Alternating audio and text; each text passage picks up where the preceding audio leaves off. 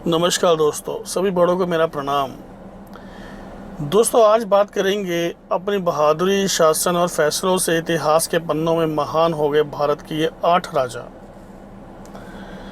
हमारे देश का इतिहास बहुत ही प्रभावशाली और संपन्न रहा है। हमारा इतिहास कई वीरों की कहानी छुपाए बैठा है, जिन्होंने कुछ ही समय में देश को बदल कर रख दिया था। आपने बचपन में इतिहास की किताबों में ऐसे कई नाम पढ़े होंगे जो आपके दिमाग में धुंधले पड़ गए होंगे शायद। हमारे देश में कई वंशों ने शासन किया है, लेकिन हर वंश से एक ऐसा राजा निकल के आया है जिसने अपनी बहादुरी, न्याय और तेज दिमाग के दम पर इतिहास के पन्नों में अपनी जगह बना ली। तो सबसे पहले हम बात करेंगे राजेंद्र चोल प्रथम की। आपने अभी तक जितने साम्राज्यों की मूर्तियाँ या नक्काशियाँ देखी होंगी, उन सब में आपको राजा को सबसे ताकतवर और महान देखा होगा, लेकिन राजेंद्र चोल के शासनकाल की मूर्तियों और कलाकृतियों में सबसे शक्तिशाली सेना को दिखाया गया है। सेनाएं किसी भी साम्राज्य का महत्वपूर्ण हिस्सा होती थी। उनकी वजह से कोई राजा ज़्यादा बलशाली और सम्राट बन पाता था। इसलिए राजेंद्र चोल ऐसे राजा थे जिन्हें सेना और नागरिकों की अहमियत थी। इतना ही नहीं, चोल ने अपने सेना के दम पर देश के बाहरी हिस्सों पर भी चढ़ाई की और जीत हासिल की। अगर चोल साम्राज्य के इस सम्राट को एशिया के शक्तिशाली राजाओं में शुमार किया जाए तो हैरानी की कोई बात नहीं होगी। फिर आते हैं चंद्रगुप्त प्रथम। हम आज तक सुनते आए हैं कि एक देश या एक कबीला दूसरे पर अधिकार दो ही सूरतों में करता है, पहला युद्ध से और दूसरा छल से। पर चंद्रगुप्त ने सबसे पहले मैत्री के द्वारा ये तरीका अपनाया। चंद्रगुप्त ने दूसरे राज्यों के राजकुमारियों से शादी कर जहां अपने साम्राज्य का विस्तार किया, वहीं देश को सांस्कृतिक रूप से धनी भी बनाया।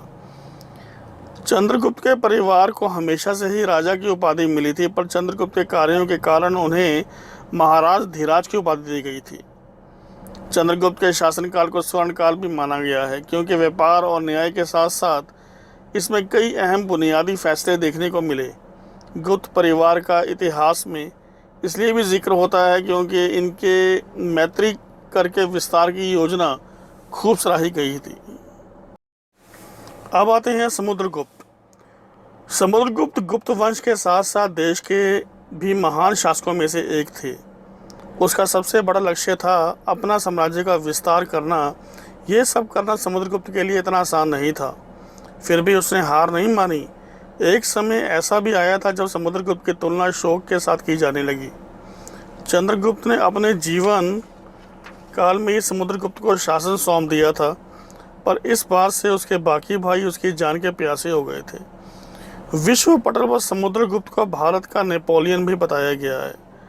कहा जाता है कि समुद्रगुप्त ने अपने जीवन में कभी हार का स्वाद नहीं चखा। अब बात करते हैं पृथ्वीराज चौहान। 4 बांस 24 गज अंगुल अष्ट प्रमाण, एते पे सुल्तान है मत चूको चौहान। पृथ्वीराज चौहान हिंदुओं के आखिरी शासक थे। इसके बाद कई छोटे मोटे राजा आए, पर उनका कहीं जिक्र नहीं कहा जाता कि इनके हार के बाद से ही मुगलों का देश ने पैठ बनी थी। पृथ्वीराज को बहादुरी के साथ साथ उनके प्रेम प्रसंग के कारण भी याद किया जाता है। अपनी रानी को अपने बराबर हक देने वाले पृथ्वीराज जनता में भी बहुत लोकप्रिय थे। मोहम्मद गोरी को 16 बार धूल चटा देने के बाद पृथ्वीराज चौहान ने अपनी बहादुरी का परिचय दे दिया था। पृथ्वीराज चौहान देश के महान राजाओं की सूची में सबसे ऊपर आते हैं। अब बात करते हैं कनिष्क। कनिष्क कुषाण वंश के महान सम्राटों में से एक थे। इस वंश का साम्राज्य 4 दिशाओं में था। कनिष्क का नाम उनके मिलिट्री और कूटनीतिक राजनीतिक फैसलों के लिए लिया जाता है। एक महान शासक के सारे गुण कनिष्क के अंदर भरे पड़े थे। कनिष्क को बुद्धिज्म के एक महान अनुयायी और प्रवर्तक के रूप में भी याद किया जाता है। ये किसी शासक के लिए बड़ी बात होती है कि वो ये सोच रहा है कि वो रहे या ना रहे, उसकी प्रजा खुश रहे। यही खूबियाँ कनिष्क को महान शासक बनाती हैं।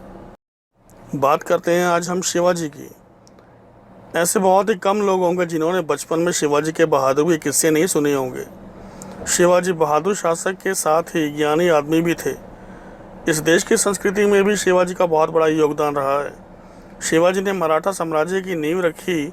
बाकी राजाओं और शिवाजी में ये अंतर था कि वो हर बात का निष्कर्ष युद्ध से निकालने की कोशिश नहीं करते थे। वो हर काम की योजना बनाते थे। उनका तेज दिमाग और छोटा कद उन्हें असीम ताकत देता था। आपने वो किस्सा तो सुना होगा कि मिठाई के टोकरे में छिपकर शिवाजी ने अपने दुश्मन का खात्मा कर दिया था। शिवाजी ने सबको एक बात सिखा दी थी कि युद्ध में योजना मायने रखती है, ना कि सैनिकों की संख्या। शिवाजी आज भी हम सभी लोगों के और हमारे युवाओं के हीरो हैं। अशोक अपने नाम के ठीक विपरीत था। उसके शासन में कुछ इतने क्रूर फैसले लिए गए थे जिससे उसकी चर्चा पूरी दुनिया में फैल गई थी। अशोक अपने दौर का सबसे उग्र और बहादुर सम्राट था। युद्ध में कहा जाता है कि उसका दिल पत्थर का हो जाता था और उसे किसी पर दया नहीं आती थी। एक समय ऐसा भी आया जब अशोक को अपनी क्रूरता और लड़ाइयों से नफरत हो गई और वो पश्चाताप करना चाहता था।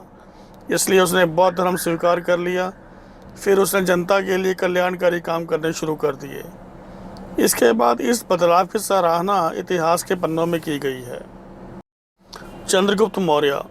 भारत के इतिहास में मौर्य वंश का शासन सबसे ज़्यादा प्रभावशाली शासन था। इस वंश के संस्थापक भी चंद्रगुप्त मौर्य ही थे। चंद्रगुप्त का पूरा ध्यान भारत में छोटे छोटे राज्यों को एक एक करके बड़े देश के निर्माण में था। जैसा कि हम जानते हैं कि हर शासक अपनी बहादुरी, शासन और फैसले से ज़्यादा अपनी प्रजा के प्रति, जनता के प्रति रवैये से याद किया जाता है। जनता चंद्रगुप्त मौर्य को बहुत सम्मान देती थी और उनके फैसलों को सहर्ष स्वीकार कर लेती थी। चंद्रगुप्त ने जनता के लिए सर्वदा कल्याणकारी कदम उठाए और उन्हें पूरा समर्थन दिया। चंद्रगुप्त जैसे शासक देश में बार बार नहीं पैदा होते। तो दोस्तों, ये थी हमारी लिस्ट। अगर आपको लगता है कि देश के इतिहास में और भी कई ऐसे महान राजा हैं तो हमें कमेंट बॉक्स में उनके बारे में बताएं। साथ ही इस आर्टिकल को भी शेयर करें ताकि आपके दोस्त भी इन महान राजाओं के बारे में जान पाएं।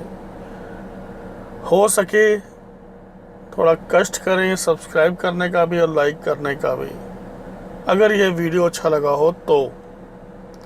बाकी दोस्तों, धन्यवाद। मिलेंगे दूसरे वीडियो में बहुत ही जल्दी।